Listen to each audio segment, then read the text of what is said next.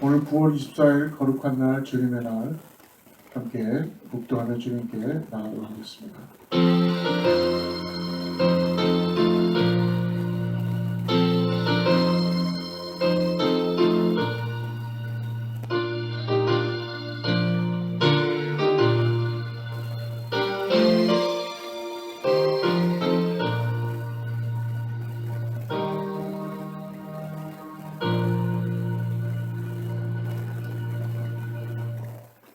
내가 산을 향하여 눈을 들리라.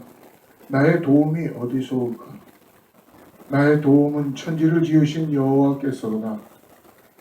여호와께서 너를 실족하지 아니하게 하시며 너를 지키시는 이가 졸지 아니하시로다. 이스라엘을 지키시는 이는 졸지도 아니하시고 주무시지도 아니하시리니 여호와는 너를 지키시는 이시라. 할렐루야. 늘 나를 지켜주시고 오늘도 인도해 주시며 오늘 은혜 가운데 장중에 붙들어 주심을 감사합니다. 하나님 아버지, 오늘 마음을 활짝 열고 주님께 신령과 진정으로 거룩한 심령을 가지고 하나님께 예배합니다. 아버지 하나님, 예배를 흠양하여 주시고 예배를 통하여 우리를 교훈하여 주시고 말씀으로 새롭게 하여 주시옵소서. 아버지, 우리의 영혼이 다시 한번 갈망하며 주님께 나아갑니다. 하나님께서 예배를 통하여 우리를 회복시키시고 새롭게 하여 주시고 만져주시고 성령께서 역사하여 주시옵소서. 예수님의 이름으로 간절히 기도드립니다. 전능하사 천지를 만드신 하나님 아버지를 내가 믿사오며 그 외아들 우리 주 예수 그리스도를 믿사오니 이는 성령으로 잉태하사 동정녀 마리아에게 하시고 본디오 빌라도에게 고난을 받으사 십자가에 못 박혀 죽으시고 장사한 지 사흘 만에 죽은 자 가운데서 다시 살아나시며 하늘에 오르사 전능하신 하나님 옆에 앉아 계시다가 저리로서 산 자와 죽은 자를 심판하러 오시리라. 성령을 믿사오며 거룩한 공회와 성도가 서로 교통하는 것과 죄를 사하여 주시는 것과 몸이 다시 사는 것과 영원히 사는 것을 믿사옵나이다. 아멘.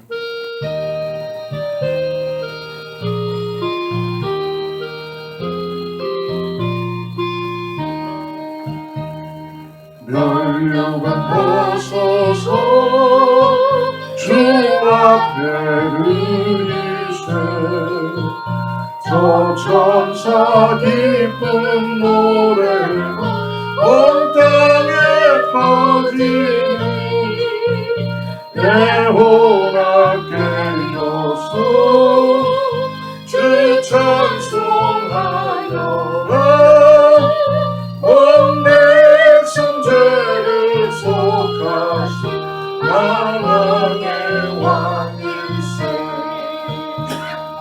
멸류관 벗어서 주 앞에 드리세 온몸과 몸의 상처가 영광적 빛나리 하늘의 천사도 그 영광 보고서 고난의 신비하고자 근거하도다.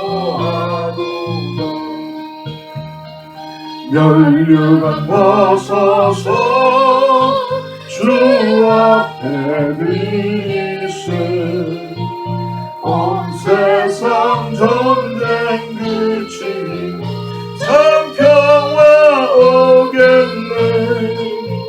주 보좌 앞에서 온 백성 엎드려 그 한없는 영광을 늘 찬송합니다.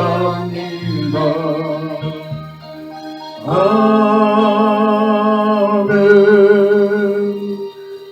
오늘 예배를 위해서 윤문선 전사님 기도해 주시겠습니다.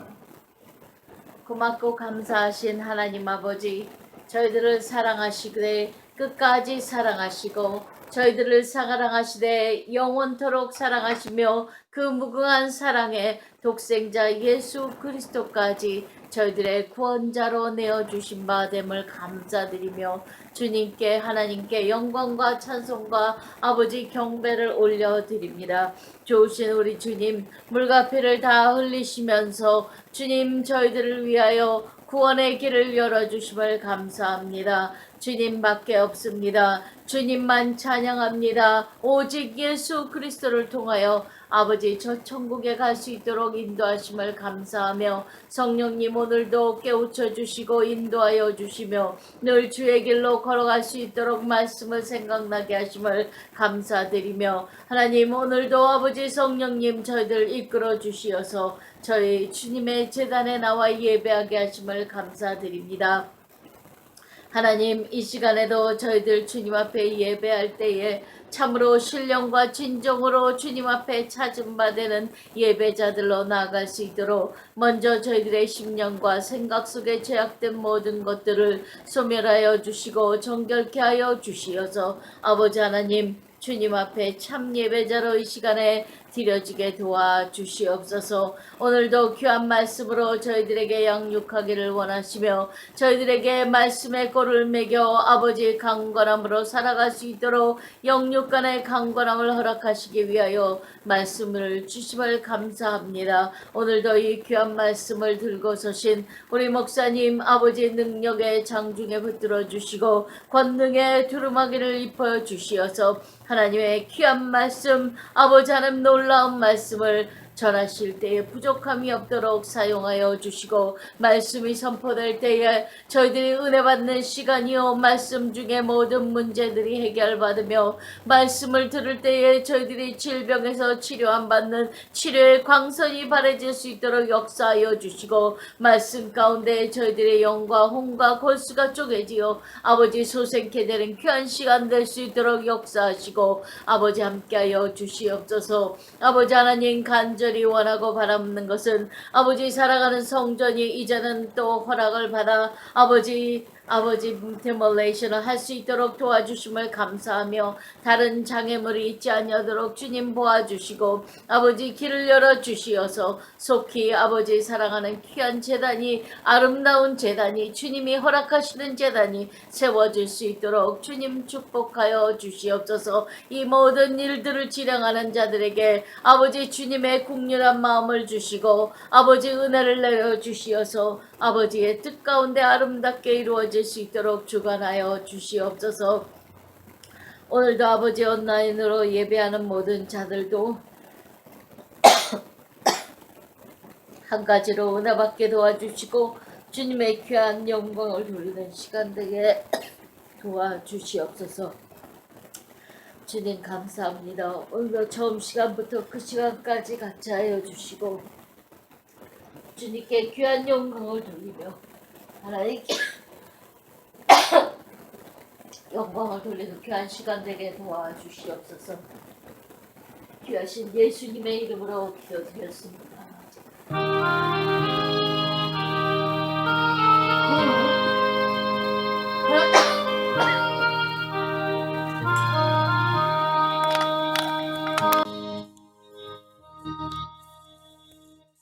할렐루야.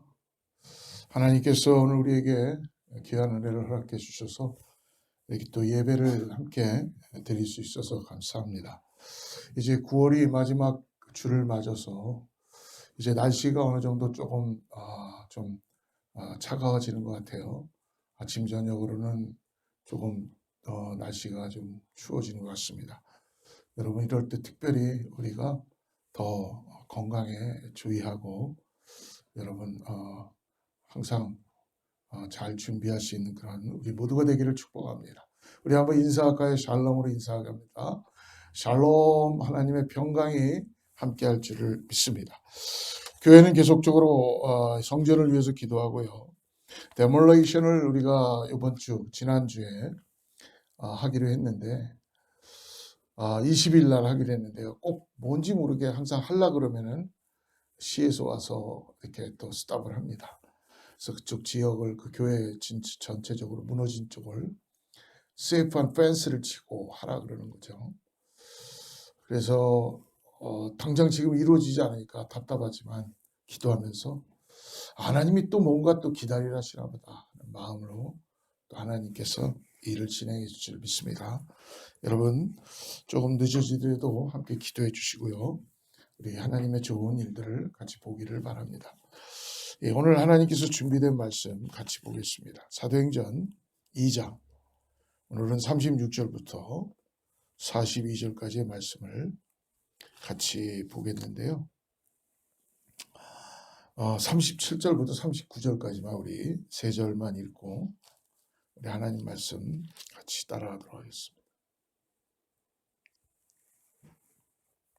네, 37절부터 39절까지 말씀을 합독하겠습니다. 그들이 이 말을 듣고 마음에 찔려 베드로와 다른 사도들에게 물어 이르되 형제들아 우리가 어찌할꼬 하거늘 베드로가 이르되 너희가 회개하여 각각 예수 그리스도의 이름으로 세례를 받고 죄사함을 받으라. 그리하면 성령의 선물을 받으리니 이 약속은 너희와 너희 자녀와 모두 먼데 사람 곧 우리 주 하나님이 얼마든지 부르시는 자들에게 하신 것이라 하고. 예.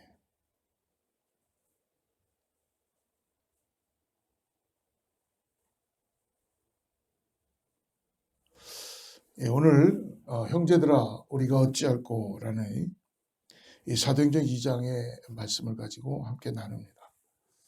한 마을에 두 사람이 있었습니다. 한 사람은 아주 부자였고요. 한 사람은 아주 가난한 사람이었습니다. 부자는 소와 가축도 굉장히 많았어요. 근데 가난한 사람은 딱 암양 한 마리만 가지고 있었습니다. 어떻게 보면 그의 재산이 그게 전부라고도 말할 수 있습니다. 그래서 가난한 사람은 이 암양 한 마리를 마치 식구처럼 대하고 살았다는 것이죠. 식구들과 함께 같은 상에서 같은 방에서 밥도 먹고 주인은 마치 자기 딸처럼 아들처럼 그렇게 양을 기호했습니다. 어느 날 그 가축이 많은 부잣집에 한 손님이 찾아왔습니다.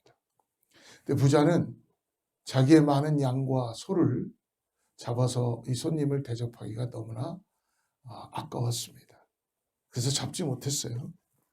하지만 손님 대접은 해야 되기 때문에 부자가 생각해내는 방법은 뭐냐면 옆에 있는 가난한 사람 한 마리밖에 없는 그 양을 한 마리 가지고 있는 그 사람을 찾아가서 암양을 빼앗아다가 그것을 잡아 손님을 대접하는 것이었습니다. 오늘 이 나누는 스토리의 내용은 바로 나단 선지자가 다윗을 찾아갔을 때에 나눴던 이야기입니다. 사무엘하 12장 1절과 5절에 보면요. 여호와께서 나단을 다윗에게 보내시니 그가 다윗에게 가서 그에게 이르되 한 성읍에 두 사람이 있는데 한 사람은 부하고 한 사람은 가난하니라고 쭉 이야기를 해줍니다. 그리고 12장 5절 말씀을 여러분 한번 보십시오. 같이 읽어보죠. 다윗이 그 사람으로 말미암아 노하여 나단에게 이르되 여호와의 살아계심을 두고 맹세하노니 이 일을 행한 그 사람은 마땅히 죽을지라. 이 이야기는 나단 선지자가 다윗 왕에게 들려주었던 이야기입니다. 이 이야기를 들은 다윗 왕은 어떻게 했다고요? 크게 격분했죠. 그리고 이렇게 말합니다. 내가 살아계신 하나님 앞에서 맹세하지만 누구든지 그런 짓을 한 사람은 마땅히 죽어야 한다. 그래서 나단이 다윗에게 말을 합니다. 왕이요, 바로 당신이 그 사람입니다. 이스라엘 하나님 여호와께서 왕에게 모든 것을 주었지만 왕은 우리 아내를 죽이고 부하인 그리고 그의 아내 바세바를 빼앗았습니다. 나단이 이 이야기 속 부자보다 더 나쁜 사람이 바로 다윗이다라고 비유하여 말하고 온 것이죠. 다른 사람 이야기인 줄 알고 화를 내었고 그리고 다윗은 자신이 그 사람보다 더 나쁘다는 것을 나단 선지자로부터 지적을 통하여서 깨닫는 순간이었습니다. 여러분, 다윗의 그 다음 반응이 놀랍습니다. 나단의 말을 듣고 다윗의 마음에 성경은 찔림이 있었다고 합니다. 다윗이 이 일이 있은 후에 회개하는 마음으로 쓴 시가 시편의 51편의 말씀입니다. 시편 51편 10절과 우리 12절을 같이 한번 읽어보겠습니다. 하나님이여 내 속에 정한 마음을 창조하시고 내 안에 정직한 영을 새롭게 하소서.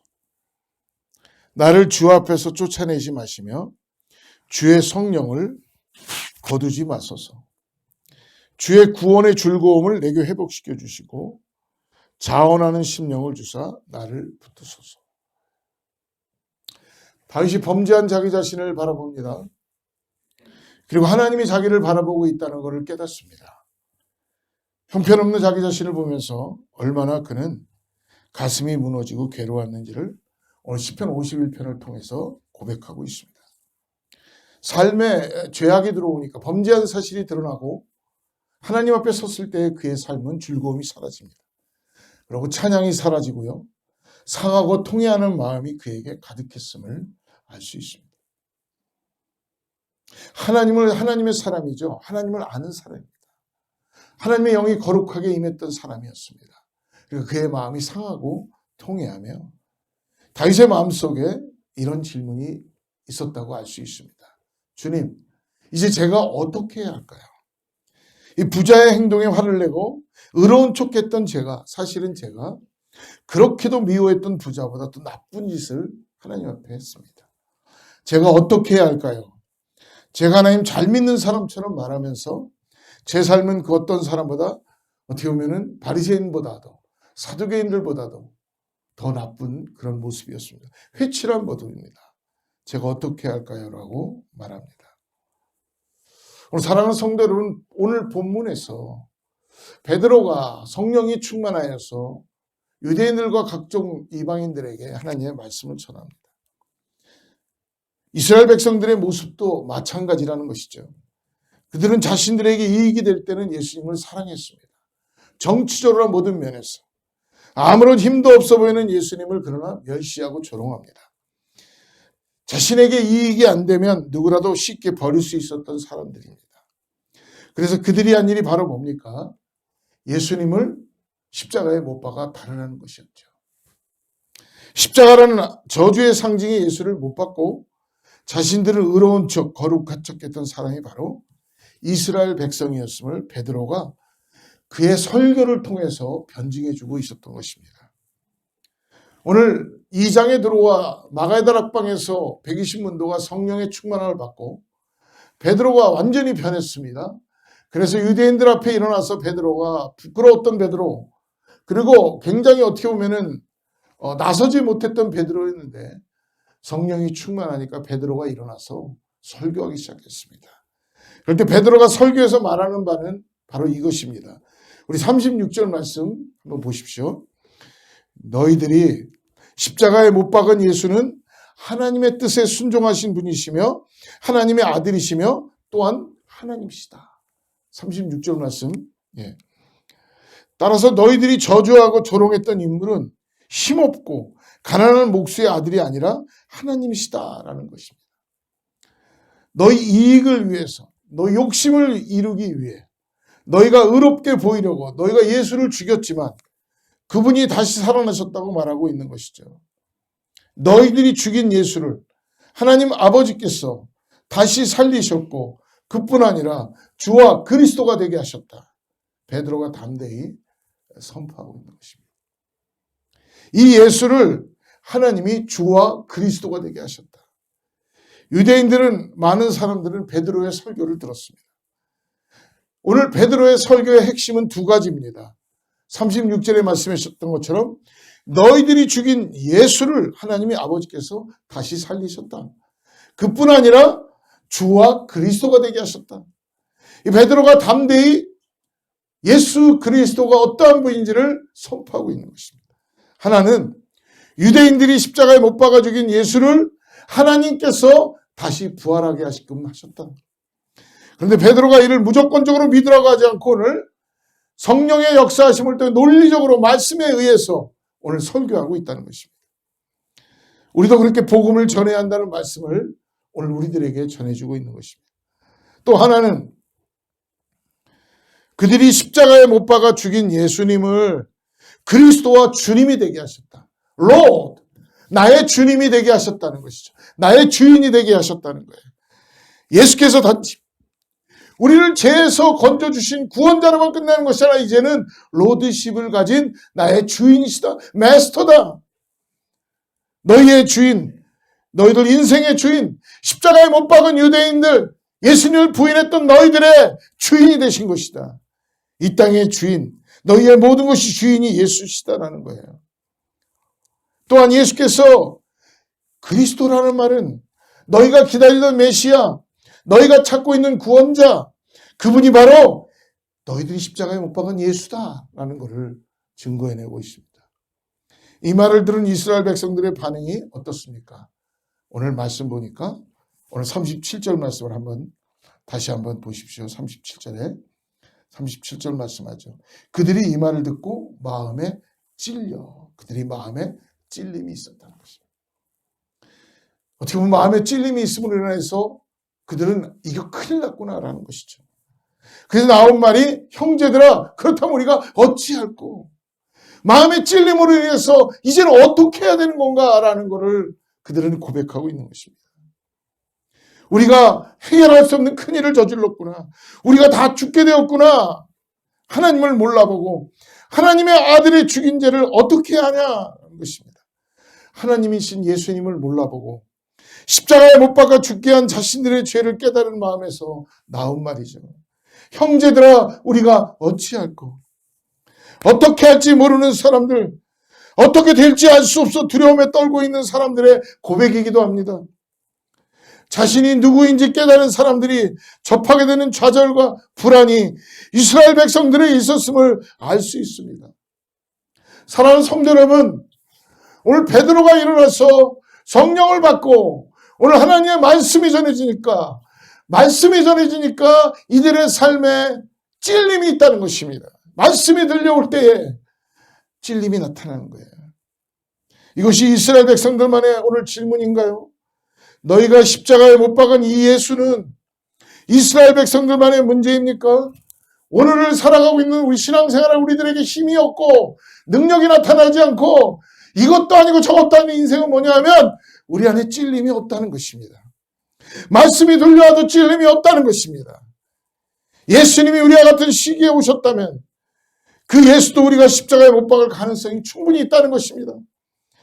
우리는 뭔가 거룩한 것 같고 우리는 법 없이도 살 수 있는 사람들 같고 사실은 그러면서도 죄 없는 예수를 우리는 정죄하고 죄 있다고 하고 저주하고 조롱하는 일을 우리는 홀대하고 그렇게 살아가고 있지 않습니까?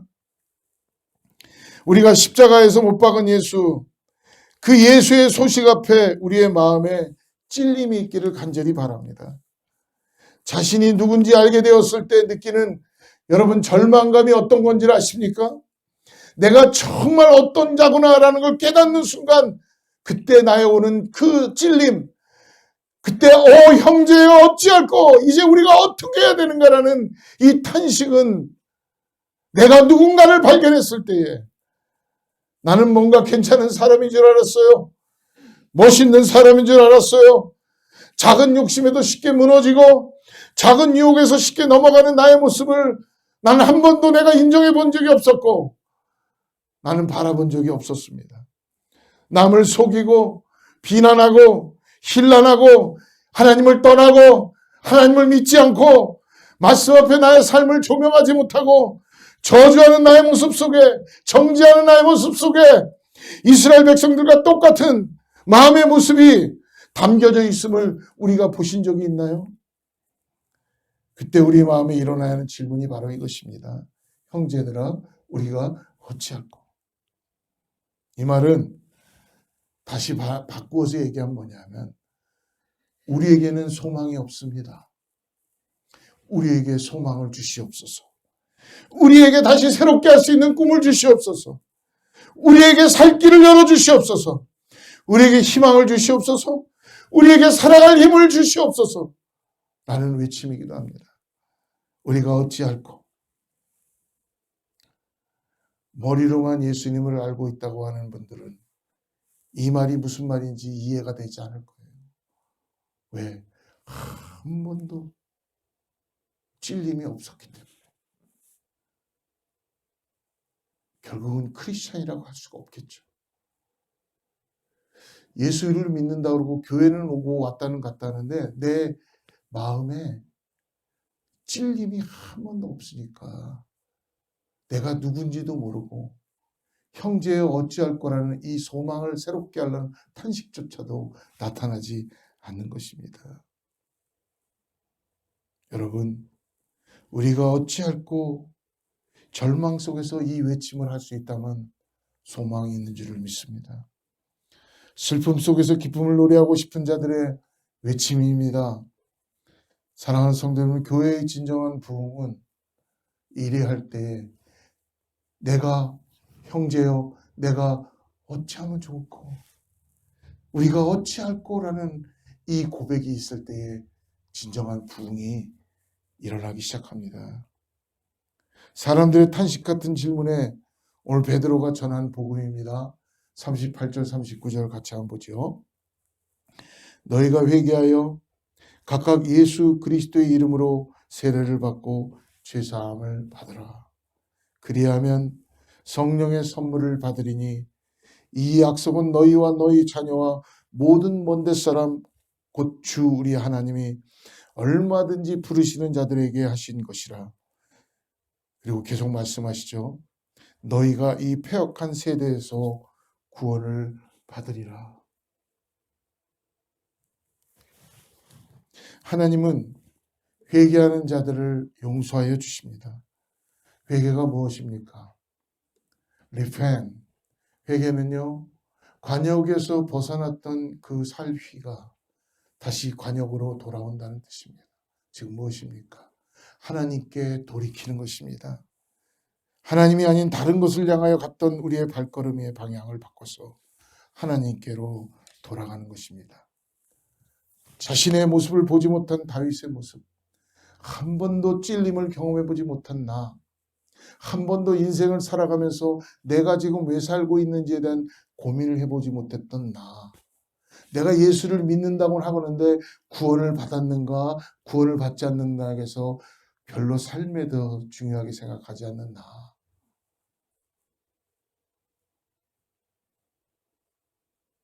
내가 지금 형제여 어찌할 거라는 이 탄식 앞에 나의 삶을 다시 예수님을 만나고 싶다는 고백을 해보지 못하는 나, 삶에 치들리고 삶에서 희로하게 그냥 즐기면서 하루하루 살아가는 인생인 나, 이 땅을 떠날 거라는 걸 생각하지 못하고 이 땅이 전부인 것만 알고 육신만 괴로움을 가지고 육신만 알고 살아가는 나, 아버지 집으로 갈 거라는 걸 준비하지 못하는 기름 없는 나, 자신의 모습을 보지 못한 이스라엘 백성들의 모습입니다. 더 나아가서 진짜 오늘 혹시 우리들의 모습은 아닙니까? 그것이 죄악된 인간의 모습입니다. 하나님을 보지 못한 죄인인 것입니다. 여러분, 크리스찬은요, 고상한 것이 아닙니다. 기독교회는 아름다운 것이 아니에요. 기독교회는 뭔가 대단한 윤리적으로 똑똑하고 잘 지키는 것이 아닙니다. 크리스찬은요, 죄인이었어요. 내가 예수 그리스도를 십자가에 달고 하나님 앞에서 범죄했던 죄인이었다는 것입니다. 그 죄인이 구원자이신 예수님을 만나서 새 생명 얻고 의롭다 하시면서 칭함을 받음으로 인하여서 오라 곤고한 자로다, 이제 내가 어찌할 거라는 것을 매일매일 고백하며 하나님 앞에 나의 삶을 드리는 것이 크리스찬이라는 것입니다. 하나님을 보지 못한 죄인이 거듭남으로 인하여서 하나님의 은혜를 통하여 오늘 주님이시는 은혜를 통하여 살아가는 자가 기독교인이라는 것입니다. 성도라는 것입니다. 저희 교회에 매년마다 시즌이 되면은 성도님들이 다 나오셔서 교회를 안팎을 정리하고 우리가 같이 청소하는 시간이 있었었죠. 그럴 때 저희 교회 주위에 한 번은 잡초가 한가득 있는 것을 보게 되었습니다. 근데 누군가가 따로 잡초를 심은 것도 아닌데요. 잡초는 물도 주지 않고 거름도 주지 않는데도 얼마나 무럭무럭 잘 자라는지 모르겠습니다. 그 잡초가 너무나 많이 자라면 나무나 꽃들을 다 죽이게 되는 것을 볼 수 있었습니다.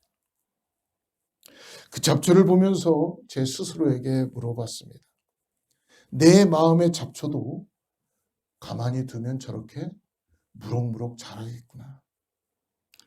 잡초약을 뿌리지 않으면, 내가 신경 써서 부지런을 떨고 잡초를 매번 뽑아주지 않으면 잡초로 나의 마음의 정원과 나무들이 다 덮여버리듯이 우리 마음의 밭에도 계속적으로 회개하지 않으면 잡초가 무럭무럭 자라나는 것입니다.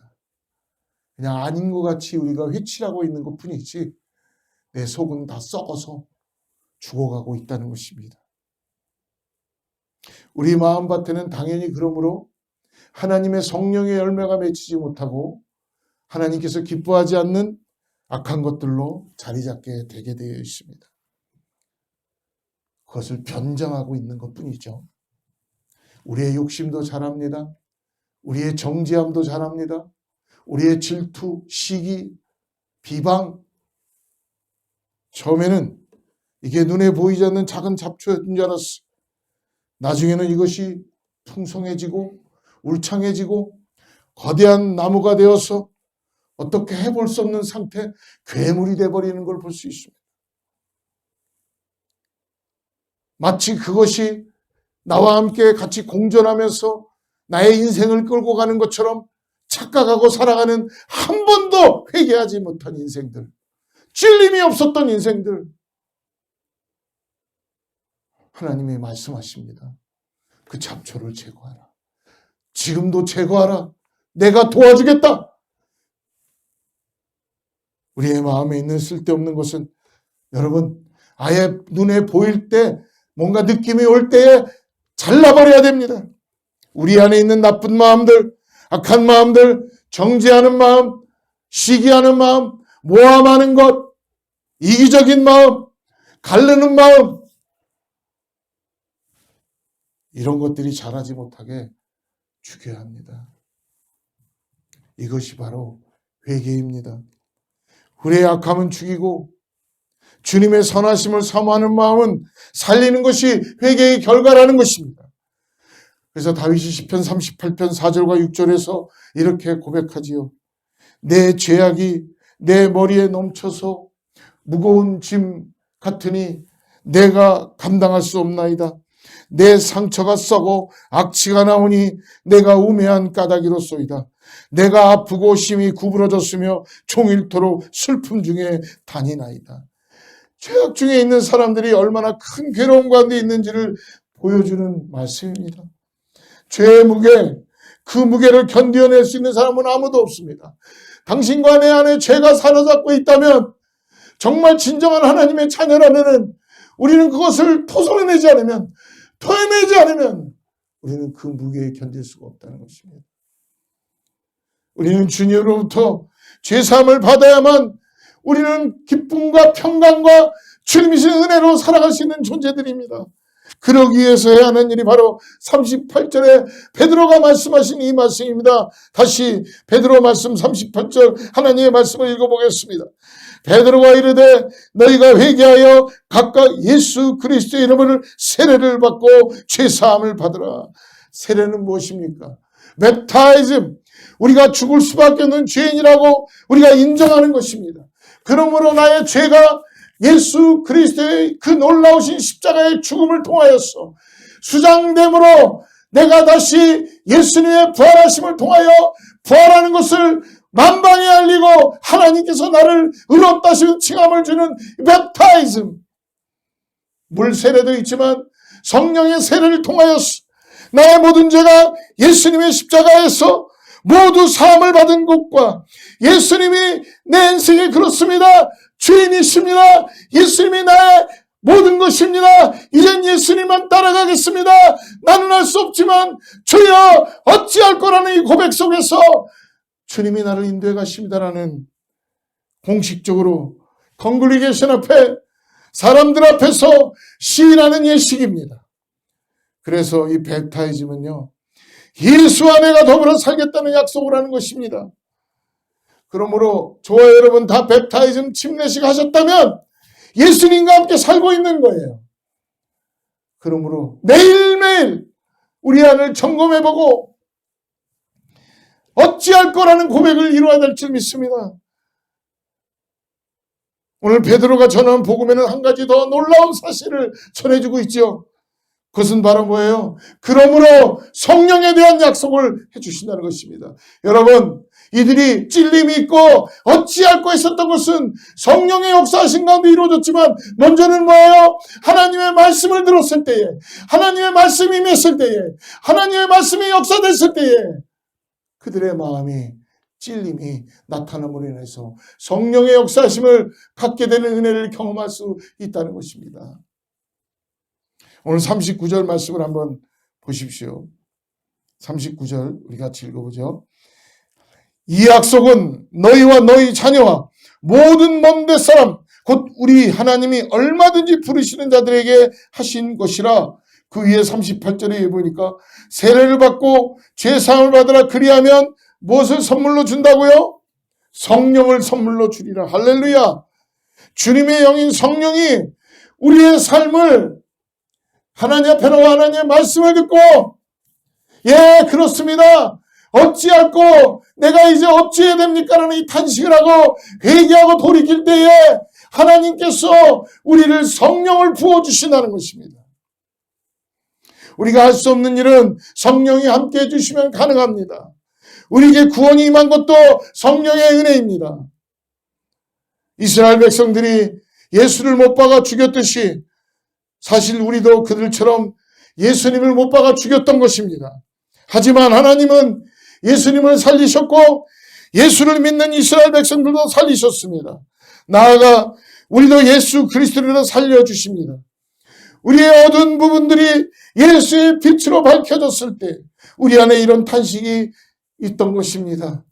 우리가 어찌하고, 주여 내가 어찌하고, 주여 내가 어떤 것도 해결할 수 없는 상황에서 주여 내가 오늘 내 마음 내가 추스릴 수 없습니다. 다윗에게도 이런 탄식이 있었습니다. 사랑하는 성도 여러분, 우리에게는 탄식이 있기를 간절히 바랍니다. 주님의 빛이 우리 안에 있는 더러운 것들, 악한 것들을 비출 때 우리 안에 우리가 어찌할꼬라는 이런 탄식이 있다는 큰 은혜를 경험하시길 바랍니다. 우리가 주님 앞으로 나아갈 길을 찾을 수 있기 때문입니다. 우리에게 주님의 은혜를 경험할 기회가 있기 때문입니다. 하지만 하나님의 말씀을 듣고 마음의 찔림을 받았다고 해서 누구나 다 이런 탄식을 하는 것은 아닙니다. 사도행전 7장에 보면 스데반이 설교하는 장면이 나옵니다. 사람들이 스데반의 설교를 듣고 사람들의 마음에 찔림이 있었다고 합니다. 그리고 그들이 보인 행동은 뭐예요? 스데반을 향하여서 이를 갈기 시작하는 거예요. 그리고 나서 그들이 한 일은 스데반을 성 밖으로 집어던지고 그를 돌로 쳐 죽이는 것이었습니다. 자신들의 마음에 찔림이 있었지만 한 부류는 자신들의 악함을 의로운 분노로 포장해버렸던 것입니다. 주님이 우리에게 말씀하십니다. 우리들의 마음을 살피라고 말씀해 주십니다. 우리 마음의 동기를 살펴보라는 것입니다. 네가 생각하고 있는 것, 네가 말하고자 하는 것, 네가 진행하려고 하는 것, 행동하는 것, 동기가 무엇인가를 살펴보라는 거예요. 형제를 죽이는 거나 공동체를 가르는 거나 어떤 모든 것들이 너의 옳음이 아니라 거기에 영적인 어떤 영향을 끼치는 것이 있다면 동기를 살펴보라고 말씀해 주십니다. 우리 하나님은 가르치는 분이 아니십니다. 우리 하나님은 죽은 것도 살리시는 분이십니다. 우리 하나님은 하나가 되길 원하시는 분이십니다. 우리 하나님은 정죄하시는 분이 아니십니다. 그러므로 우리 안에 키우고 있는 것이 동기가 무엇인지를 내 생각하는 것, 내가 바라보는 것, 내가 만들어가는 것, 이 동기가 참된 어찌할 거라는, 그러므로 하나님의 자녀로서의 가지고 있는 동기인지를 기도하고 바라보라는 것입니다. 그게 바로 성령을 받은 사람의 모습으로 나타나는 것입니다. 주님이 우리에게 말씀하십니다. 우리의 마음을 살펴보라고 말입니다. 우리 안에 잡초만 무성하게 자라고 있지 않습니까? 그렇다면 우리 안에 이런 탄식이 있기를 바랍니다. 주여, 형제여, 우리가 어찌하고, 주님, 제가 어떻게 될 겁니까?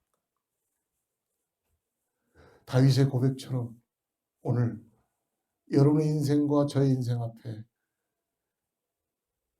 주여, 제가 어찌해야 되는 것입니까?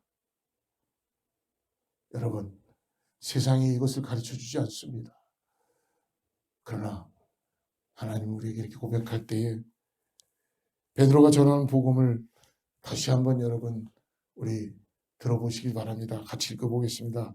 38절 39절 너희가 회개하여 각각 예수 그리스도의 이름으로 세례를 받고 죄사함을 받으라. 그리하면 성령의 선물을 받으리니.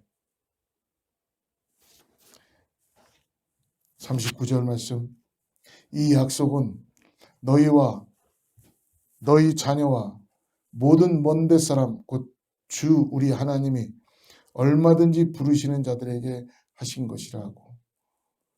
우리 40절까지 읽겠습니다. 또 여러 말로 확증하여 권하여 이르되 너희가 이 패역한 세대에서 구원을 받으라 하니 그날의 신도의 수가 3,000이나 더하더라. 사랑하는 성도 여러분, 이 세대는 패역한 세대입니다. 이 세대에서 구원을 받는 비결은 우리의 탄식 속에 있다는 것입니다. 주님이 우리를 바라다 보시고 우리를 구원하시고자 하는 그 음성을 듣고 주님의 그 구원하심을 다시 한번 깨닫기 위해서라면 우리가 어찌할 거라는 그런 우리의 탄식과 주님을 향한 우리의 마음이라는 것입니다. 사랑하는 성도 여러분, 우리의 답답함이요, 우리의 절망이며 우리의 슬픔이지만 이 질문이 우리를 하나님 앞으로 인도해 가며 이 땅에서 거룩한 백성으로 하나님의 자녀로 주님이 나의 구세주이십니다. 예, 그렇군요. 나를 위하여 살려주신 그 주님의 은혜를 내가 깨닫고 나아갑니다라는 진정한 고백을 갖게 되는 줄 믿습니다. 오늘 이 질문을 통하여서 다시 한번 믿음으로 고백하는 우리 모든 성도님들 되기를 주로 축복합니다. 기도하겠습니다. 선하신 주님, 우리도 이스라엘 백성들과 같아서 범죄하기 쉬운 사람들입니다. 우리 마음속에 죄악의 잡초들을 키우지 않게 하시고 사는 이 땅의 삶이 되게 하여 주시옵소서. 우리가 바라기는 주님을 닮아가는 인생이 되기를 원합니다. 추악하고 더러운 죄악을 버리고 거룩하고 순결한 주님의 백성답게 오늘도 살게 하여 주시옵소서. 예수님의 이름으로 간절히 기도드립니다. 우리가 찬양하고 오늘 준비된 기도하고 축도하고 마치도록 하겠습니다.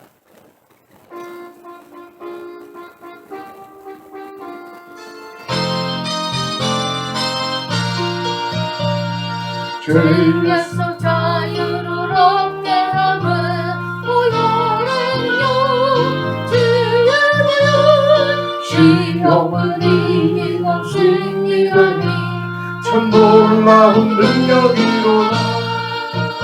주의 보혈 능력이 또다.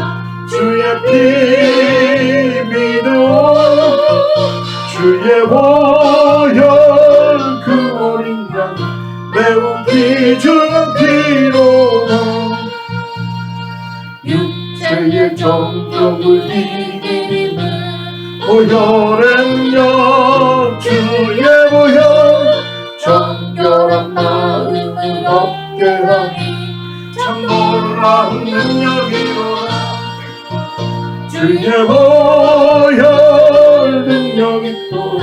주의 피 믿음 주의 보혈 그 어린 양 귀중한 피로라.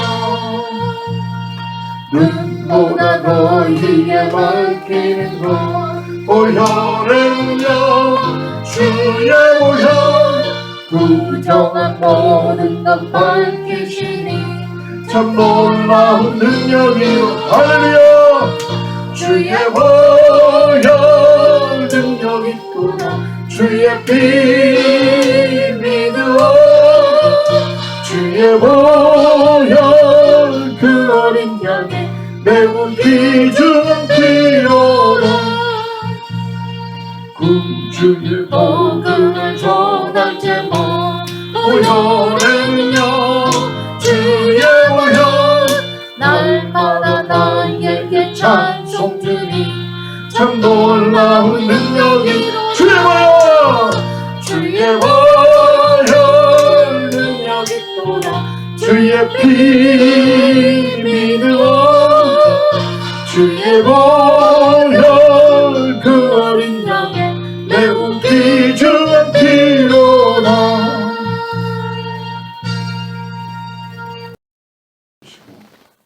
다시 말씀을 듣게 하시며 하나님의 함께 하심을 경험하게 하심을 감사합니다.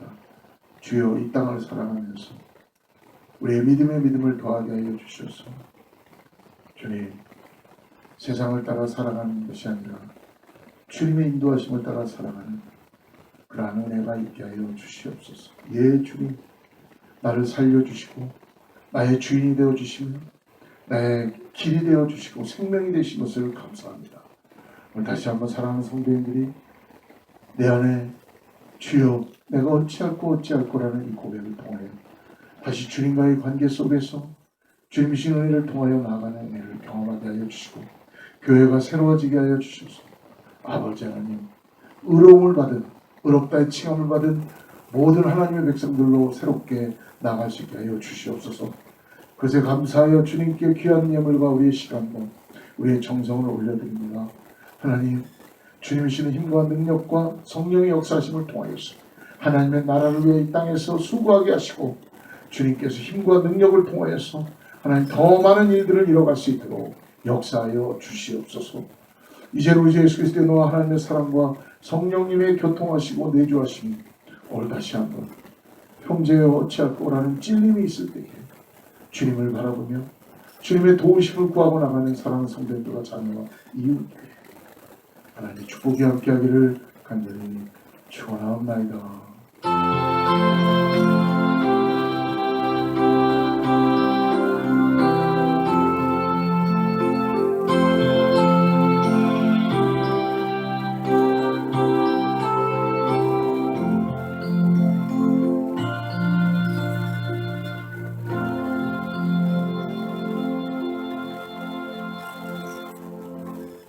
네, 우리 하나님께 영광 박수 올리고요. 승리하는 한 주 되시기를 축복합니다.